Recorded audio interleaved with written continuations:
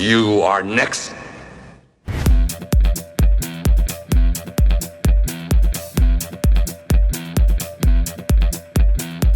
Bolo Yeung est un acteur, culturiste, réalisateur et producteur chinois. Les téléspectateurs se souviennent souvent des personnages positifs, mais Bolo a réussi à gagner l'amour des fans en jouant des personnages le plus souvent négatifs. Mix Show présente Bolo Yeung, qui est devenu l'Hercule chinois. Né le 3 juillet 1946 à Guangzhou, en Chine, dans une famille composée d'un homme d'affaires local et d'une femme au foyer, Yang Si, plus connue sous le nom de Bolo Yeung, était le fils d'un philanthrope chinois. Le garçon s'est intéressé au kung-fu à l'âge de 4 ans et à 10 ans, il a commencé à étudier les arts martiaux avec des maîtres locaux. Il a également suivi des cours d'acrobatie et a développé un vif intérêt pour l'haltérophilie. Il a combiné avec succès les arts martiaux et la musculation, devenant finalement le champion chinois de powerlifting. Contrairement à la croyance populaire, Bolo n'était pas un champion de karaté Shotokan et n'a jamais pratiqué cet art martial. Au milieu des années 60, le jeune homme a fui la Chine communiste pour Hong Kong. Plus précisément, il s'y est rendu à la nage. C'était l'une des rares voies d'évasion où la probabilité de rencontrer une patrouille frontalière était la plus faible. À Hong Kong, il est devenu entraîneur et a ouvert sa propre école de culturisme. Il a rapidement attiré l'attention de l'un des agents de la plus grande société cinématographique de Hong Kong, le studio Shaw Brothers, qui lui a proposé un rôle dans un film.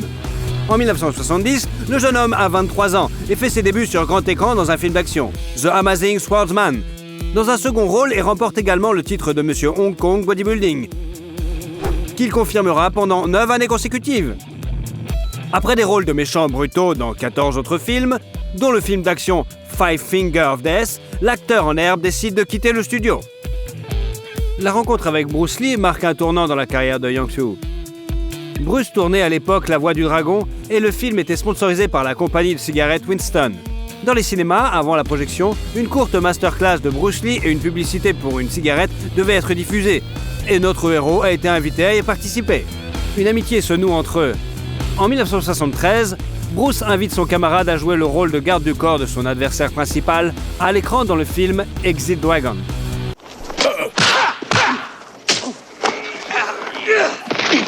C'est dans ce film que Yang Soo incarne un personnage nommé Bolo, qui sera plus tard choisi comme nom de scène.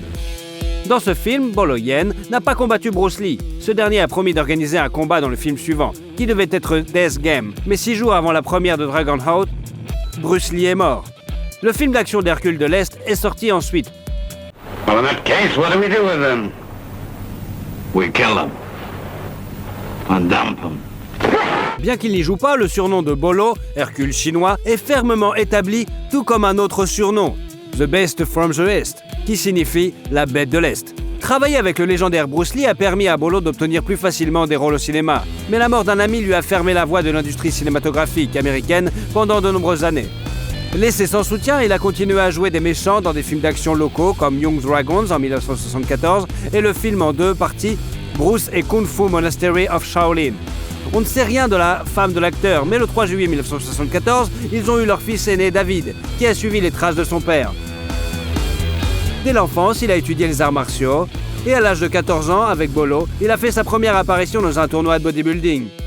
Il a également joué dans plusieurs films, et est aujourd'hui entraîneur. Le couple a ensuite eu une fille, Deborah, qui s'est entraînée comme culturiste sous la direction de son frère aîné. Et un fils cadet, bien sûr, Danny, qui est également impliqué dans le sport et pratique le jiu-jitsu brésilien.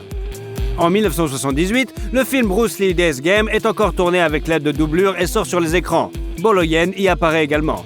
L'acteur s'est également essayé au métier de réalisateur. La comédie d'action Sheriff Bolo et le film Kung Fu Unwriting sont sortis en 1979. Parmi les œuvres ultérieures, citons le film d'action Ninja Strike Back, le film d'horreur Boxer's Curse, les films d'action comique Millionaire Express, Lucky Stars Mad Mission, Railways Officer Tuba et My Lucky Stars. Mais dans tous ces films, il joue des rôles mineurs. En 1986, Bolo a travaillé avec le fils de Bruce Lee, Brandon, sur le tournage de The Framing Man.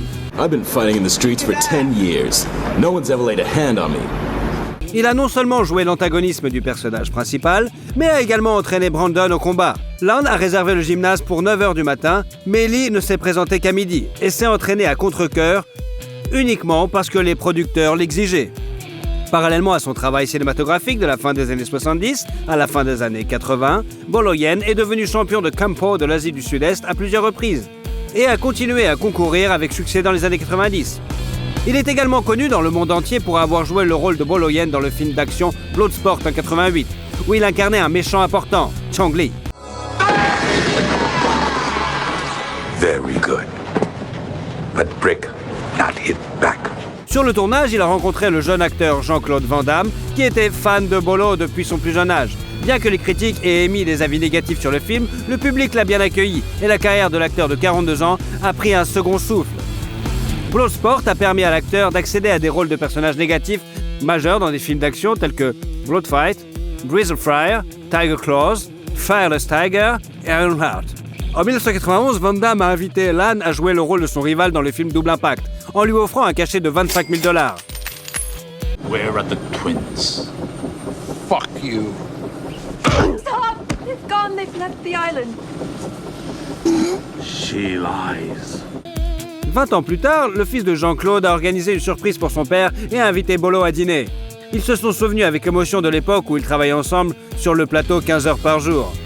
Bolo a souvent dit dans des interviews qu'il n'était pas gêné par son rôle de méchant, même si il avait des rôles positifs à jouer.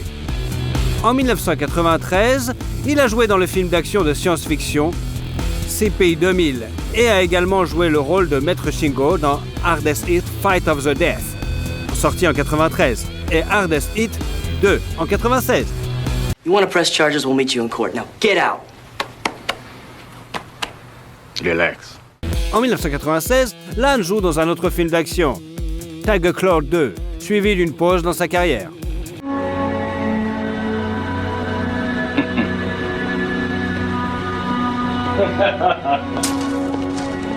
En 2006, le moteur de recherche Yahoo a réalisé un sondage pour savoir qui, selon les utilisateurs, était le meilleur acteur de films de kung-fu. Et Boloyan est arrivé en deuxième position, juste derrière Bruce Lee. En 2007, il a été invité à jouer dans le film Close Combat, coproduit par les États-Unis et le Kazakhstan. En raison de problèmes juridiques, le film n'est jamais sorti sur les grands écrans, se limitant à des projections dans plusieurs festivals jusqu'à ce qu'il soit mis en ligne plus de 4 ans plus tard. En 2008, Bolo a officiellement annoncé qu'il quittait l'industrie cinématographique, bien qu'il ait depuis joué dans 2 autres films kazakhs. En 2011, Boloyan est venu en Russie à l'invitation d'un club de fitness. Il s'était déjà rendu à Moscou dans les années 90 et avait annoncé travailler sur une coproduction, mais le projet ne s'est jamais concrétisé. Par ailleurs, Bolo est apparu dans l'un des épisodes du projet documentaire Jean-Claude Van Damme, Behind Closed Door. Il convient de noter que Lan est également apparu dans plusieurs documentaires sur Bruce Lee. En 2016, l'acteur a joué un caméo dans The Diamond Quarter et l'année précédente, il est apparu dans le film d'action-aventure The World of Our Feet. Bolo est aujourd'hui président de l'organisation commerciale de fitness basée à Hong Kong et directeur de la Taipei International Bodybuilding Association. Il organise également des cours de maître, des réunions créatives et des séances d'autographes. Il commence chaque matin par une séance d'entraînement de 2 heures et ne fume pas et ne boit pas d'alcool, bien sûr. Boloyan, 74 ans, a une fortune estimée à 1,5 million de dollars et est principalement dans l'immobilier. Depuis 2018, l'acteur vit à Monterey Park, en Californie, dans une maison à 2 étages avec 5 chambres et 4 salles de bain. Au rez-de-chaussée, on trouve une salle à manger avec un élégant lustre et une grande cuisine ouverte avec un coin repas, faisant la transition avec un salon avec une cheminée, ainsi qu'une chambre. Il y a 3 autres chambres à coucher au premier étage et l'arrière-cour a un coin salon avec une pergola et une fontaine. Le garage peut accueillir 4 voitures.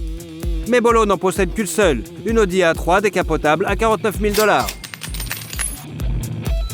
Affable et tranquille dans la vie, Bolo Lan a toujours su apporter un sentiment de menace réelle de l'autre côté de l'écran.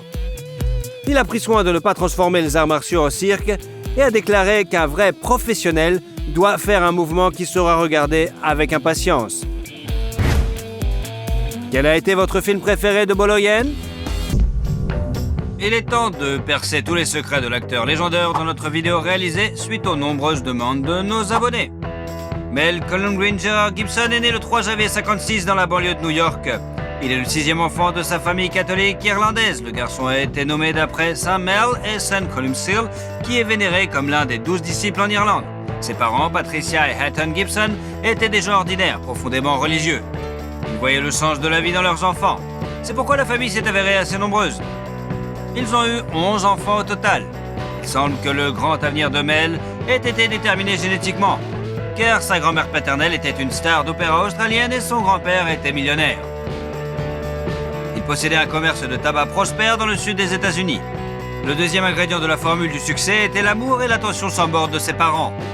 Ils ont fait tout ce qu'ils pouvaient pour subvenir aux besoins des enfants. Cependant, la famille ne pouvait pas être qualifiée d'aisée. Le père était le chef de train de la New York Central Railroad, où il a été victime d'un accident de travail.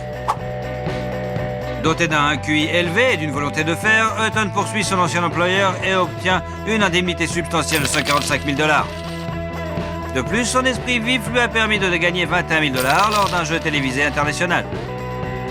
Cet argent lui a été très utile au moment où les États-Unis s'apprêtaient à entrer dans un conflit guerrier de grande ampleur au Vietnam. Le chef de la famille ne voulait pas risquer la vie de ses enfants qui risquaient d'être appelés sous les drapeaux et il décida de déménager sa famille en Australie. Mais elle a réussi à obtenir son diplôme d'études secondaires et a suivi une formation religieuse parallèle en rêvant de devenir journaliste. Mais sa sœur l'a beaucoup aidé à choisir sa future vocation. Elle savait que son frère était très artiste et aimait faire des farces. Elle a donc posé sa candidature à l'Institut national d'art dramatique de Sydney en son nom. Gibson lui-même n'était pas très enthousiaste à l'idée d'y aller. La veille de l'audition, il s'est saoulé et s'est battu, ce qu'il fait qu'il n'avait pas l'air très en forme. Heureusement, la commission a apprécié ce look rugueux et il a commencé ses études, vivant avec ses amis à Sydney. Parmi ses amis se trouvait le futur lauréat de l'Oscar, Geoffrey Rush.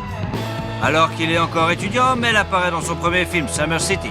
Il ne gagne alors que 400 $. Juste après avoir obtenu son diplôme, il a commencé à recevoir des offres pour des rôles dans des films, ainsi qu'une invitation à rejoindre la compagnie théâtrale nationale.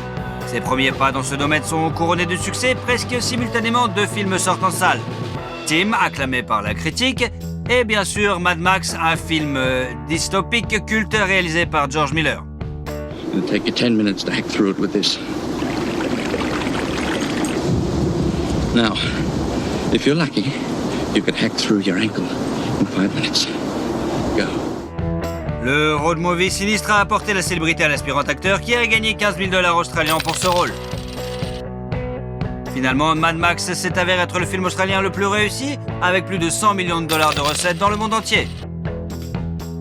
Au début, le jeune acteur ne s'attendait pas à obtenir le rôle principal car il s'était présenté à l'édition après une nouvelle bagarre. Son visage était tuméfié à cause des bleus et des écorchures. C'est pourquoi ils lui ont conseillé de revenir quelques semaines plus tard pour essayer d'obtenir le rôle d'un des bandits. Après s'être ressaisi, Mal est revenu à l'audition et lui a proposé d'essayer le rôle de Max. Personne ne s'est rendu compte que ce beau jeune homme était là avant, avec la gueule de bois et complètement défoncé. Le destin a offert à Mel un cadeau après l'autre, et cette fois, il a eu la chance dans sa vie personnelle.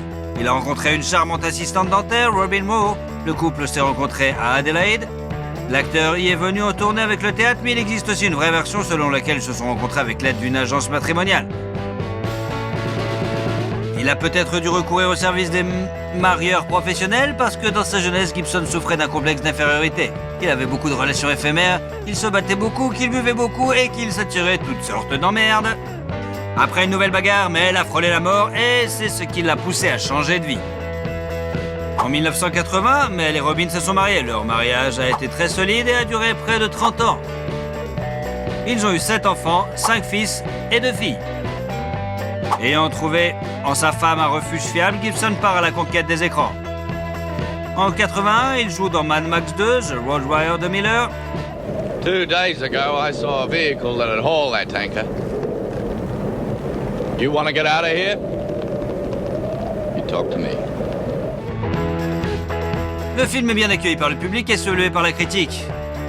Il est cité comme l'un des meilleurs films de l'année, mais il a gagné 120 000 $ pour le tournage. Parallèlement, il a joué dans plusieurs films à succès. Un drame de guerre, Gallipoli, sur les difficultés de la Première Guerre mondiale, pour lequel Gibson a gagné 35 000 $. Et Attack Force Z, un film d'action sur la Seconde Guerre mondiale, qui a rapporté à l'acteur 1 000 $ australiens, ainsi qu'un drame romantique intitulé L'année de la vie dangereuse, dans lequel il a joué avec Sigourney Weaver. Au cours des 2 années suivantes, Gibson a secoué Hollywood comme un ouragan. Il joue dans un film de premier ordre après l'autre. En 1984, un drame d'aventure, The Bounty, est sorti, puis l'acteur a joué dans le film dramatique The River, qui a nommé plusieurs Oscars, et oui, dans un film dramatique intitulé Mr. Sofa. La popularité de l'acteur lui a valu un contrat d'1 million de dollars avec une brasserie japonaise appelée Asahi. Selon ce contrat, l'acteur était tenu d'apparaître régulièrement en public avec une canette de bière. Gibson s'acquittait parfaitement de cette obligation, buvant environ 8 canettes de bière par jour. Et lorsqu'on lui conseillait de remplacer la bière par du thé ou de l'eau, il refusait. Ce contrat s'est probablement retourné contre Gibson car pendant cette période, il a perdu son permis de conduire pendant 3 mois et a reçu une amende de 400 $ pour conduite en état d'ivresse. En 85, le 3e film Mad Max est sorti. C'est la dernière fois que Gibson joue ce rôle. Mad Max Beyond Thunderdome était spectaculaire et plein d'action. Et Mel a reçu 1,2 million de dollars australiens pour ce rôle. 1 hour. If you find him, what then? I'll ask him to return what's mine. Oh, of course, he'll be desperate to clear his conscience. He will be. You that good? Il a finalement établi sa présence sur l'Olympe hollywoodien en jouant le rôle principal dans le film d'action classique Culte Lethal Weapon en 1987. 100,000! 100,000 dollars! Did you hear what he said? 100,000? I'm sorry, I can't afford that, not on my salary. Le film a valu à ses créateurs une série de récompenses, dont une nomination à l'Academy Award pour le meilleur mixage sonore. Martin Riggs, magistralement créé par Mel, est l'un des meilleurs personnages du cinéma selon le magazine Empire. Ils ont filmé un début alternatif dépeignant le personnage principal comme une personne moins sympathique, ainsi que la fin. Ils ont été inclus dans la version DVD. Le succès du premier film a incité les producteurs à faire une suite, et de la deuxième partie à la franchise, Gibson a joué dans un film policier, Tequila Sunrise. Après la fin du tournage, L'Arme Fatale 2, en 89, il est devenu évident qu'il n'était pas commercialement raisonnable de tuer ce personnage, et le scénario original a été réécrit pour permettre la réalisation d'un autre suite. La franchise compte au total 4 films. And Riggs, one more thing. What? You know what that says? Yeah, same thing as that, but I don't give a... Mel a dû refuser le rôle de Batman pour pouvoir jouer dans la suite. Cependant, la magnifique performance dans le premier film a donné à Gibson l'opportunité de réaliser le rêve de tout acteur, jouer Hamlet dans l'adaptation cinématographique de la tragédie de Shakespeare. La scène de la tentative de suicide de Riggs a laissé le réalisateur Franco Zeffirelli sans voix, et il ne voulait que Mel pour jouer le rôle principal. Aucune des grandes sociétés cinématographiques ne voulait financer l'adaptation. Mel Gibson a dû créer sa propre société pour commencer le tournage. C'est ainsi qu'est née Icon Production. Elle a produit plus de 20 films. Mel Gibson a utilisé comme logo un fragment de l'icône de la Vierge de Vladimir. Cela a permis à Gibson d'être très occupé dans les années 90. Il a joué dans Bird on Fire, Fire Young et le film d'action Air America. Il a été payé 7 millions de dollars pour ce dernier. En 92, les fans ont vu le film suivant sur Martin Riggs. Le troisième, Arme Fatale, a été un énorme succès au box-office et a enrichi Gibson de 10 millions de dollars. Ensuite, le comédie western américaine Maverick a fait un tabac au box-office et Mel a reçu encore plus d'argent pour ce film, soit 15 millions de dollars. I might have said a gut was cheap, but never a coward. Cheap! Never call a man a coward. I was teasing. Teasing! Oh. I don't like being teased. Par ailleurs, l'ambition australienne cessait à la réalisation. Il tourne son premier film et il joue le rôle principal, L'Homme sans visage. Malgré les espoirs qu'il suscitait, n'a pas été un succès, ce qui n'est pas le cas du prochain film de Gibson. Le drame historique épique Braveheart, qui raconte la lutte de l'Écosse pour sa liberté, a crevé l'écran. You tell your king that William Wallace will not be ruled, and nor will any Scot while I live. La preuve de cette appréciation a été donnée par 10 nominations aux Oscars. Le film a remporté 5, dont 1 pour Mel Gibson lui-même dans la catégorie meilleur réalisateur. Il a également remporté le Golden Globe du meilleur réalisateur. L'histoire de la création du film est pleine de faits amusants. Par exemple, le personnage de Mel n'a que 20 ans selon le scénario et l'acteur lui-même avait 38 ans au moment du tournage. À l'origine, le film devait être beaucoup plus horrible, mais des scènes controversées ont été supprimées pour abaisser le niveau d'âge. Les défenseurs des droits des animaux ont eu quelques problèmes avec le film car ils ne croyaient pas qu'aucun cheval n'avait été blessé pendant le tournage. Gibson a réussi à se sortir du scandale en prouvant que certains chevaux avaient été mécanisés. En 2000, lors d'une vente aux enchères spéciale, l'épée utilisée par Gibson pendant le tournage a été vendue pour 170 000 $. En 1995, Mel s'est essayé à l'animation et il a participé à 2 projets en tant que comédien, Casper et Pocahontas. Juste après, Gibson a joué dans des films à suspense pour lesquels il a reçu 20 millions de $. Crimson et Conspiracy Theory. En 98, L'Arme Fatale 4 sort sur les écrans. Mel bat à nouveau son record personnel et reçoit 25 millions de dollars pour ce rôle. En outre, il s'agit d'un contrat publicitaire lucratif avec la société japonaise Subaru et apparu dans la publicité au volant d'une berline Legacy à conduite à droite, traversant Stockholm de New York. D'ailleurs, Mel lui-même a choisi une autre voiture japonaise, une modeste berline Toyota Cressida. Au tournant du siècle, les fans ont vu Mel dans un autre film d'action intitulé Payback et dans The $1 Million Hotel. Il a également interprété un personnage dans Chicken Run. Le drame historique The Patriot a été salué par le public et Gibson a reçu 25 millions de dollars pour ce film. I understood you to be a patriot. If you mean by patriot, am I angry about taxation without representation? Well, yes, I am. Il est curieux que Mel ait demandé à que plusieurs modifications soient apportées au scénario. Ils ont ajouté un autre enfant aussi, ce que le personnage avait, parce qu'à ce moment-là, même lui-même avait 7 enfants.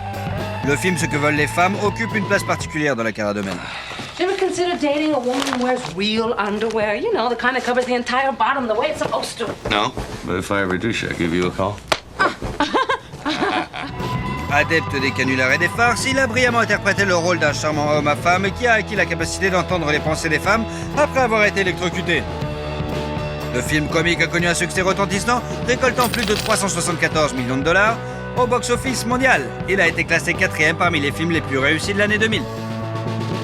En même temps, Mel s'est retrouvé dans une guerre pharmaceutique à grande échelle menée par le département de la santé et des services sociaux des États-Unis. Celui-ci tentait de restreindre la consommation de vitamines par les Américains. En guise de protestation, Gibson est apparu dans une vidéo dans laquelle son domicile est perquisitionné par une kid du SWAT. L'acteur, vêtu d'un peignoir et tenant un récipient de vitamine C, dit à l'équipe d'intervention « Ce ne sont que des vitamines, ce ne sont que des vitamines ». Depuis le début des années 2000, Gibson n'a pas été très actif en tant qu'acteur. Il est apparu dans des films tels que Signs and We Were Soldiers, qui lui ont rapporté 50 millions de dollars au total. Dans une comédie policière musicale, The Singing Detective, et dans la série télévisée Complete Savage. Mais elle consacre de plus en plus d'énergie et de ressources à ses propres projets, principalement en tant que réalisateur.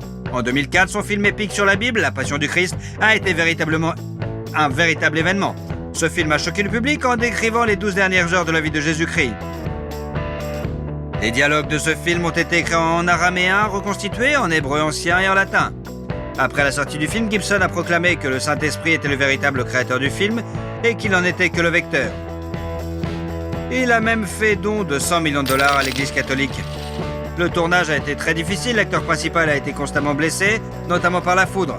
Pour rendre le film plus authentique, ils ont décidé d'éviter d'utiliser des images de synthèse. Le travail a été fait exclusivement par des maquilleurs qui ont passé 10 heures dessus. De plus, l'acteur qui jouait Jésus a reçu de vrais coups et a porté une vraie croix en bois pesant 154 livres. Grâce à cette approche désintéressée et rigoureuse, le film s'est avéré grandiose. Toute la société a été choquée, y compris le pape Jean-Paul II, qui a fait l'éloge du film. Et la fille de Gibson, Anna, a été tellement impressionnée qu'elle a même exprimé le désir de prendre la voile et de devenir religieuse. Les recettes phénoménales du film n'ont pas été une surprise. Il a rapporté 609 millions de dollars dans le monde entier. C'est pourquoi il figure toujours dans le top 10 des films classés les meilleurs, qui ont rapporté le plus d'argent. Après le tournage, Mel a décidé d'acheter l'île verdoyante de Mago, située dans l'archipel des Fidji et mesurant 8 km², pour 15 millions de dollars. Il a déclaré qu'il avait l'intention de préserver l'état original de l'île pour les loisirs, et il est resté fidèle à ses paroles. Les images satellites ne montrent qu'une piste d'atterrissage en terre, la maison de Mel Gibson dans la partie nord de l'île et les maisons des habitants qui sont payées par l'acteur. Le prochain projet d'envergure de la société Icon est le film mystique Apocalypto, basé sur les mythes et légendes historiques de la tribu Maya. Gibson était le producteur, le réalisateur et le scénariste du film. Comme pour le film précédent, Mel a essayé de le rendre aussi authentique que possible et n'a pas fait confiance aux images de synthèse pour faire le travail. Le film a été tourné principalement dans l'état mexicain de Veracruz et les pyramides ont été reconstruites de manière très proche des originales. Dans le film, les Mayas sont dépeints comme un peuple très cruel, ce qui a été critiqué par de nombreux historiens. Des représentants de l'une des communautés ethniques ont déposé un rapport auprès de la Commission des droits de l'homme de l'État du Yucatan. Parallèlement, un énorme scandale a éclaté lorsque Mel a de nouveau été arrêté pour conduite en état d'ivresse. Cette fois-ci, la star de cinéma a agi de manière vraiment inappropriée en criant des slogans antisémites et des insultes raciales. Ce coup d'éclat a failli ruiner la réputation de Gibson, mais il s'en est sorti en s'excusant publiquement, parlant des erreurs de jugement qu'il commet de temps à autre. Après cet incident, Gibson s'est retiré dans l'ombre pendant 10 ans et n'a pas tourné de film. Assoiffé de solitude, Mel a acheté en 2007 un manoir avec un terrain de 400 hectares sur la côte de Costa Rica. Il avait envisagé d'acheter un morceau de ces terrains pittoresques lorsqu'il était à la recherche d'un lieu de tournage pour Apocalypto. Il l'a acheté pour 26 millions de dollars. Ce ranch se compose d'une villa entourée d'une forêt tropicale et d'un joli jardin. La maison comprend plusieurs chambres classiques de style colonial, des salles à manger en bois et bien sûr, une piscine. Plus tard, Mel a essayé de vendre la maison pour 35 millions de dollars. Après tout, M. Gibson n'est pas seulement un grand acteur, c'est aussi un bon homme d'affaires, bien sûr. Il sait comment vendre. En 2007, il a vendu pour 40 millions de dollars une autre maison de style Tudor dans le Connecticut qu'il avait achetée en 1994 pour 9 millions de dollars. Cette demeure de 15 chambres, semblable à un château, est entourée d'un jardin d'une beauté époustouflante et les intérieurs du salon, avec cheminée, de la bibliothèque et de la salle à manger, sont d'une richesse saisissante et d'un charme désuet. Cette rupture avec l'industrie cinématographique et l'achat de biens immobiliers peut s'expliquer par des problèmes de sa vie personnelle. Au printemps 2009, des rumeurs ont circulé sur sa séparation de la solide famille de Mel. Les époux ne vivraient plus ensemble depuis 3 ans. Peu après, Gibson s'est présenté à la première de X-Men Origins Wolverine avec une pianiste et chanteuse russe, Oksana Grigorieva. Cette dernière a rencontré Gibson lors du tournage de l'un de ses films et très vite l'acteur amoureux est devenu le producteur de son album. En théorie, il veut que cette rencontre ne soit pas le fruit de hasard, mais qu'elle ait été organisée par l'entremetteur Peter Listerman, connu dans certains milieux, mais cette information n'est pas du tout confirmée. Après l'apparition commune de la nouvelle grossesse de 4 mois d'Oksana, Robin a demandé le divorce et a obtenu la moitié de la valeur nette de l'adultère, soit 850 millions de dollars. En outre, Mel doit verser la moitié de ses revenus à son ex-femme et plus tard, elle a obtenu 2 manoirs à Malibu d'une valeur totale de 22,5 millions de dollars. En fait, l'indemnité de rupture des Gibson est considérée comme l'une des plus importantes de l'histoire d'Hollywood. Intéressant, non? En octobre 2009, Mel et Oksana ont eu une fille qui est devenue le 8e enfant de l'acteur. La nouvelle famille, avec le nouveau-né Lucy Ann, vit dans un manoir de 11,5 millions de dollars situé bien sûr à Malibu. Mel a acheté la maison à son ami David Duchovny, mais la vie de famille n'a pas fonctionné et après 18 mois, le couple s'est séparé. Quelques mois plus tard, Grigorieva a déposé une plainte auprès de la police déclarant qu'elle avait été physiquement abusée par Gibson. Une procédure pénale a été ouverte contre Mel, qui a été condamné à 3 ans de prison avec sursis, bien sûr. Une amende de 400 dollars et une interdiction de voir leur fille commune. Le tribunal lui a également ordonné de verser à sa conjointe de fait une indemnité de 750 000 dollars et payer 40 000 dollars par mois jusqu'à ce que l'enfant atteigne l'âge de 18 ans. Par ailleurs, Oksana a obtenu un manoir à Sherman Oaks que Gibson a acheté en 2009 pour 2,4 millions de dollars. Le tribunal a ordonné à Mel de payer les frais d'entretien, mais la femme en voulait plus et elle a publié sur les médias sociaux un enregistrement d'un appel téléphonique entre elle et Mel, au cours duquel ce dernier a proféré des insultes racistes. Cette affaire a failli coûter à l'acteur sa carrière et sa réputation. De nombreuses personnes se sont retournées contre lui. Mais pas Johnny Foster, Robert Downey Jr., Robert Rodriguez et Sylvester Stallone. Ils l'ont aidé l'acteur et grâce à Rodriguez et Stallone, ils ont pu apparaître dans des films tels que Machete Kills, où il a joué un méchant pour la première fois, et The Expendables 3. He thinks I'm joking. I'm not joking. You should see me when I'm angry. You'd be very impressed, then very dead. À la suite de ce scandale retentissant, le tournage du film d'action Gadget Gringo a été retardé et la première du drame excentrique The Beaver a été annulée. La première était prévue en décembre 2010 compte tenu des nominations aux Oscars, mais le film n'est sorti qu'en mai 2011. La première a été un flop, le film a échoué au box-office et pour couronner le tout, en 2010, l'acteur a eu un accident de voiture. Il a écrasé sa Maserati contre une falaise rocheuse sur l'une des routes de Malibu. Heureusement, Gibson est indemne, ce qui n'est pas le cas de la voiture. Il a dû être remorqué complètement détruite. Après cela, l'acteur a décidé de conduire une Sport électrique très pratique et il l'a conduit depuis plusieurs années déjà. Mel a essayé d'oublier ses relations précédentes et en 2012, il a été rapporté qu'il sortait avec l'athlète Ashley Cusato, mais cela n'a pas duré très longtemps. La période suivante de la vie de Mel peut être considérée comme une remise à zéro. Il est complètement inactif, tant dans sa vie professionnelle que personnelle. Ce n'est qu'en 2016 que Gibson a repris son activité. Il est apparu dans le film d'action Bloodfather, puis a réalisé Hacksaw Ridge, qui lui a valu des nominations aux Oscars en tant que meilleur acteur. Et il a également été rapporté que sa nouvelle petite amie, Rosalind Ross, est enceinte du 9e enfant de l'acteur. Le 20 janvier 2017, le couple a eu un bébé, et ils l'ont appelé Lars Gerard. Ainsi, Mel occupe la 2e place dans le classement des acteurs ayant le plus grand nombre d'enfants. Seul Charlie Chaplin a eu plus d'enfants que Mel Gibson, il en a eu 11. Mais quelque chose nous dit que Gibson pourrait battre ce record. Au cours de ces dernières années, Gibson est apparu en tant qu'acteur dans des films tels que Drag Out Across Concrete, Boss Level, Force of Nature, Dangerous and Daddy's Home 2. Why does a duck have feathers? Why? To cover up his butt quack. Hey, kids, I got a good one for you. Two dead hookers wash up on the shore. Whoa, shut up. Le film le plus particulier dans lequel il a joué récemment est probablement Le Professeur et le Fou, 2018. Ce film a été produit pendant 17 ans, le processus de tournage a été émaillé de scandales et de procès. Ainsi, la société de production Voltage Pictures a interdit à l'équipe de tournage de se rendre à Oxford, en Angleterre. La raison invoquée était le dépassement de budget et le manque de temps, et le tournage a donc été déplacé en Irlande. Furieux, Gibson ne pouvait pas laisser la société paralyser son film de la sortie. Et il a tenté d'interdire la sortie du film par voie judiciaire, mais en vain. Pour se venger, il a décidé de ne pas participer à la campagne publicitaire. En 2020, le film d'action comique Fat Man, avec Mel Gibson dans le rôle principal.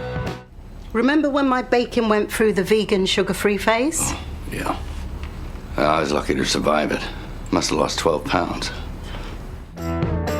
En 2021, Gibson apparaît dans les films d'action Agent Game, Dangerous and Last Looks. Et l'année suivante, le public peut voir l'acteur dans Father's 2, On the Line, Hot Seat, Panama et Bandit. Après tous les procès et les pensions alimentaires, la valeur nette de Mel Gibson s'élève aujourd'hui tout de même à 425 millions de dollars. Même si selon certaines estimations de sources ouvertes, Mel a reçu la somme record de 450 millions de dollars pour La Passion du Christ et n'a investi que 30 millions de dollars de son argent personnel. Selon les informations les plus récentes, Mel ne reste pas inactif. Gibson sera le réalisateur de L'Arme Fatale 5. En outre, il jouera le rôle principal dans la mini-série The Continental, dont la sortie est imminente. La plus intrigante est la rumeur selon laquelle l'acteur travaille sur la suite de son film épique sur la vie et la mort de Jésus-Christ, intitulé La Passion du Christ, Résurrection, où Gibson serait à la fois réalisateur, scénariste et bien sûr producteur. Nous avons fait de notre mieux pour vous raconter la vie de cet acteur brillant, de ce réalisateur talentueux et de cette personne unique qu'est Mel Gibson. Pensez-vous qu'il parviendra à surprendre le monde avec un nouveau chef-d'œuvre comme il l'a fait avec Braveheart et La Passion du Christ ?